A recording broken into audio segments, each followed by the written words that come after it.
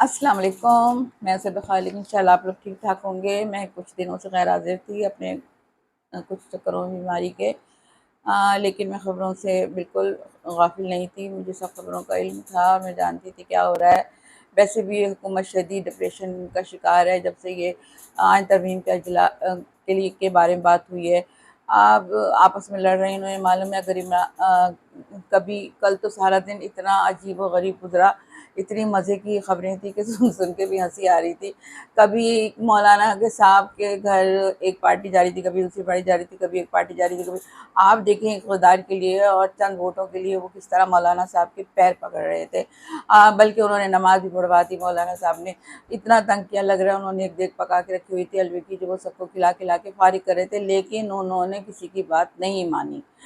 और बहुत अजीब माहौल था और अजीब-अजीब सा हो रहा था कि सारे इतनी टेंशन में नज़र आ रहे थे कि उनको समझ ही नहीं आ रहा था कि हम किस तरह से राज़ी करें मौलाना को। मौलाना अपनी बात पे डटे हुए थे, पता नहीं वो किस बात का बदला ले रहे थे।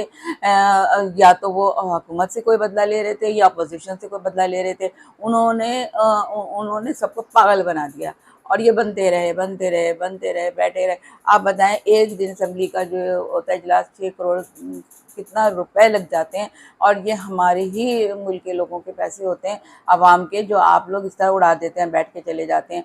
ऐसा लग रहा था कि कोई बार गिरने चाह रहे हैं मौलाना साहब, हमें तो ऐसे ही लग रहा है। हो सकता है वो बलूचिस्तान का कुछ गवर्नर बनना चाह रहे हो या कोई उनकी अपनी कोई वो हो, हमें तो ऐसे ही लग रहा है। अब उन्होंने 6-7 दिन के लिए ये बात रोक दी। पहले तो कहा था कि मैं 1 महीने बाद जवाब दूँगा, लेकिन अब उन्होंने 6-7 दिन के लिए कह दिया है। देखें अब क्या फ़ैसला होता है। और ये इस चक्कर में हुकूमत, इस चक्कर में इनके लोग अगवा करेंगी, कभी कुछ करेंगी, कभी किसी को उठाएँगे, किसी का घर गिराएँगे। आप देख ही रहे हैं किस तरह से घर गिरा रहे हैं, किस तरह अगवा कर रहे हैं, किस तरह लोगों को उठा कर ले जा रहे हैं। ये तो इनकी हॉबी है और ये करते हैं। इनको कोई डर खौफ अल्लाह का नहीं है, ये अल्लाह से नहीं डरते। एक चीज़, अल्लाह बहुत बड़ा है, अल्लाह इन चीज़ों को देख रहा है। आप इन चीज़ों के खौफ करें, आपके इक़्तिदार में, आपका इक़्तिदार कहीं नहीं जा रहा, आप रहें इक़्तिदार में, लेकिन ऐसी हरकतें ना करें जिससे अल्लाह नाराज़ हो। खुदा हाफ़िज़।